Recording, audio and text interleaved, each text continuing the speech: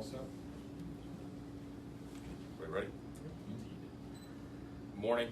Thank you for attending. I'm here to announce another significant narcotics arrest that will benefit the residents of Hampden County and will benefit public safety across the county and the region as well. On Monday, May 20th, 2018, at about 12:15, members of the Massachusetts State Police assigned to the Hampden District Attorney's Office, as well as assisting agencies, the Springfield Police Department, the West Springfield Police Department, the Chicopee Police Department, Holyoke Police Department, Sheriff's Department, and Homeland Security executed various search warrants and arrests. This comes after a very lengthy, sophisticated investigation led by the Massachusetts State Police assigned to my office and the Springfield Police Department and other agencies around a significant, sophisticated, and elaborate heroin and other narcotics distribution network in the region, emanating mostly out of the city of Springfield, but also all around the region and all around Hampden County. Search warrants were executed at the Econo Lodge in West Springfield on Elm Street. Arrests were made on 91, and ultimately 5 individuals were arrested. Those 5 individuals are Fidel Gill of Connecticut, Paula Mercedes Reyes de Santos of an unknown address, as well as 3 local individuals, Christian Rivera, Cassandra Cardona, and Anthony Guadalupe. Individuals were charged with various offenses, and in 2 cases or 3 cases, they were charged with trafficking in heroin over 200 grams, which is the most significant of penalties, of potential penalties, and charges given to us through our statutes.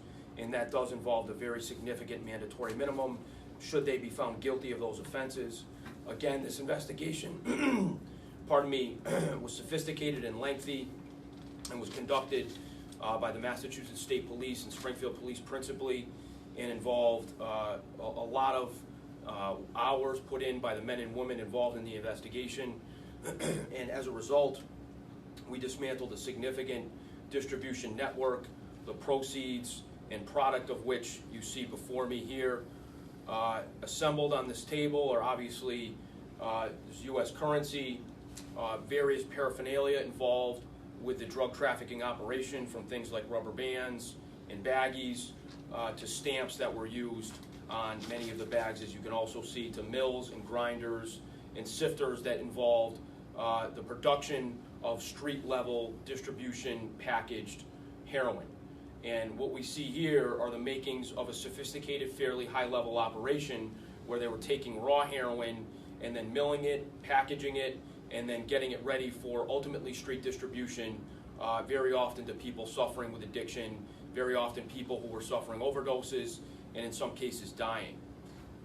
Here on the table is the very product that was seized, and we're talking about in excess in total of over 1 kilo of heroin, much of that raw heroin, which means it would ultimately be processed, mixed with other substances, and then packaged and distributed on the street. So ultimately, what we have here in terms of the raw heroin would have actually turned into larger quantities to be then distributed on the street, again, to many people suffering from addiction.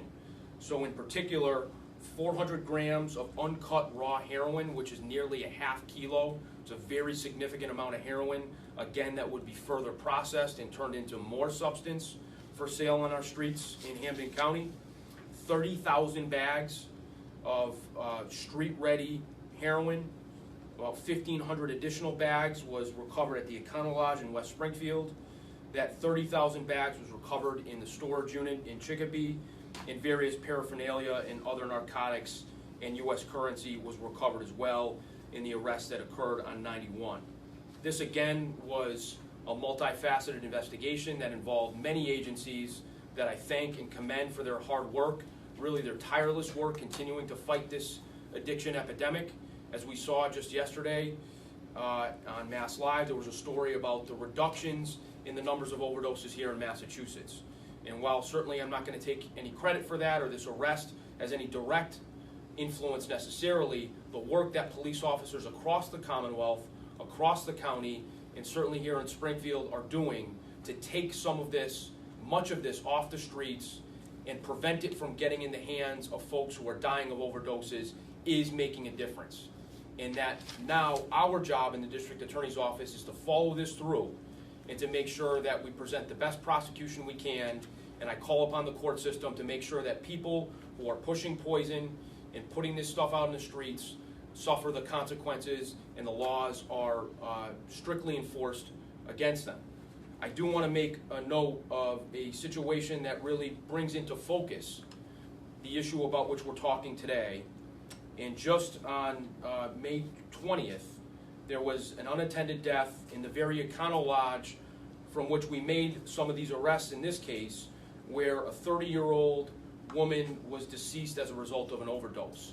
In her possession, which were the suspected substances that caused her death, were 5 bags marked with the stamp Versace, which, as you can see here, are the same stamps on the bags that were recovered in much larger numbers by the folks who were arrested just in the last couple of days. So that, again, brings into focus that these drugs were getting into the hands of people who were using them to support and sustain a habit, and in some cases, tragically, were dying from these very substances. So again, the work that law enforcement officers are doing, the work that Captain Keenan, Captain Wilcox, and our team did, in this case, very likely prevented future overdoses from people suffering from the plague of addiction.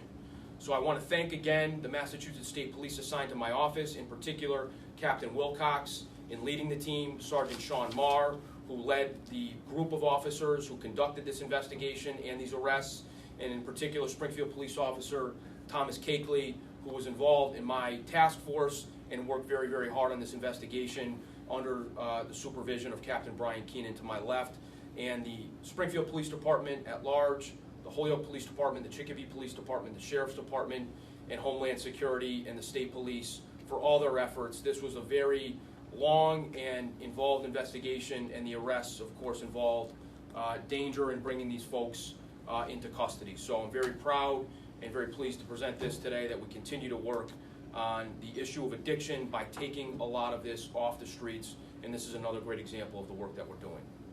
Can you elaborate more on the significance of the Econo Lodge? You said it's in West Springfield? Yes. So can you just, so you said you made arrests there, and that was where you found someone who overdosed? Yeah, previous to the arrest that we made, and it was really unconnected, I don't want it to necessarily say it gives rise to any part of this investigation and the 5 arrests we made yesterday. And I mistakenly said May 20th, the arrests were made.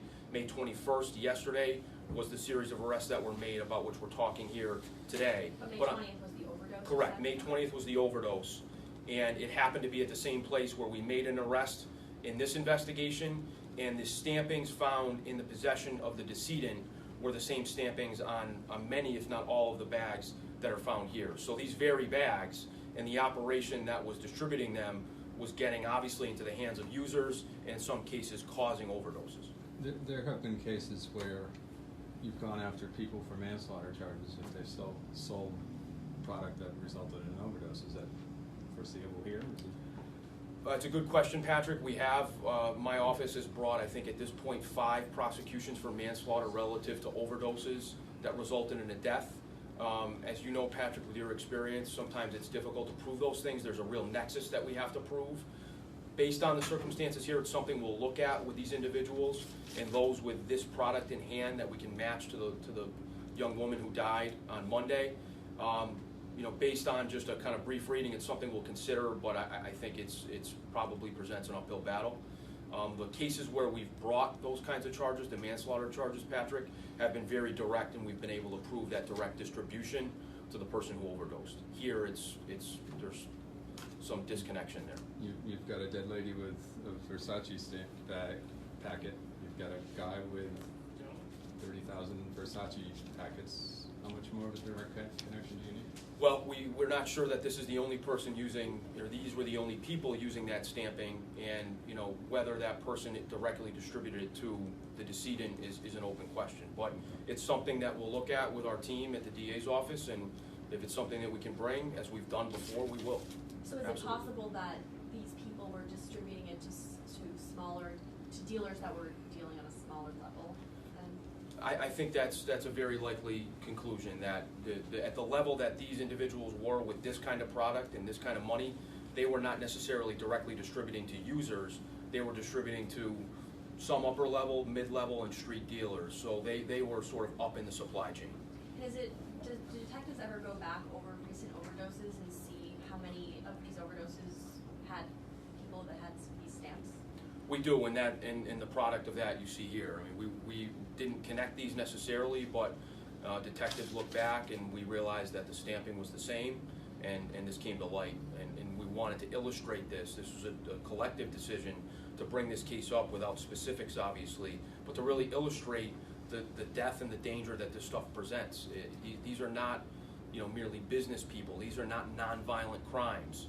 These are crimes that result in death, like violent crimes. I consider this violent crimes specifically. Very often drug crimes are considered nonviolent crimes as we look at criminal justice reform. We look at, giving people leniency in our court systems. The distribution of these products often result in death and destruction, not only in people dying, but when you look at what the epidemic of addiction and opiate use is doing to our communities, it's costing us millions of dollars and it's costing us many, many lives. So I wanted to illustrate that point as clearly as possible. So in roughly how many of recent overdoses has the stamping been present? As far as we know right now, it's just the one. Of course, we made the arrest yesterday, and it was a very lengthy and busy day. So, this kind of investigation will go on as we present charges and prepare ourselves for a prosecution. We'll look back at other sort of peripheral things. Now all 5 arrests were made at the Econo Lodge? No. I want to make sure that I'm correct. Just one was made at the Econo Lodge. Just one? Okay. Yep. And then there were arrests made on 91 South and a car stop, as well as I believe in various Liaison Brothers Road in Springfield. Okay. Tony, you mentioned the mandatory minimum for dealing 2,000 plus. 200 grams plus. 200 grams plus. Mm-hmm. What would that be? I believe it's 12 years Okay. as a mandatory minimum with heroin. I want to make sure that I get that right, Patrick, so I'll have Jim circle back with you if I'm wrong, but I'm pretty sure 200 grams plus is the highest bracket. It's a 12-year mandatory minimum. Okay. How much money is all of that worth? Captain? 30,000. Oh, okay, more than that. Yeah, before so it's Yeah. Each bag is roughly 0.02 grams of heroin. That's the kind of rule of thumb. And each bag is selling between, say, $4 and $6, depending on the location. So, we're talking 30,000 bags and then an additional 400 grams of uncut heroin, which again would translate into a lot more. So, you're talking several $100,000, maybe $500,000 or so.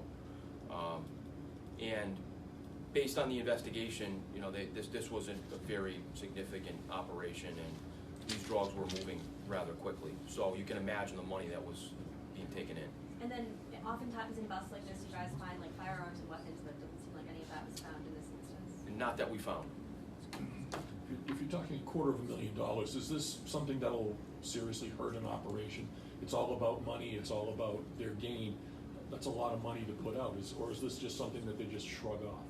No, it's certainly not something that they shrug off, and we believe with 5 arrests that we dismantled a large part of the organization, and those folks we expect will be in jail or prison for a period of time. So certainly taking them off the streets and removing them from the organization hurts the organization significantly, and this amount of product is not insignificant, I think, for any organization. So, what we really try to do through our state police unit is focus on organizations and remove them from the streets.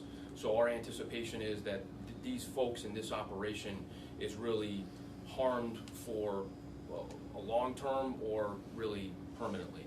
And we'll continue to chip away, and we're going to be relentless, and whoever else wants to step in their place, we will investigate them next, and they'll face very significant penalties as a result.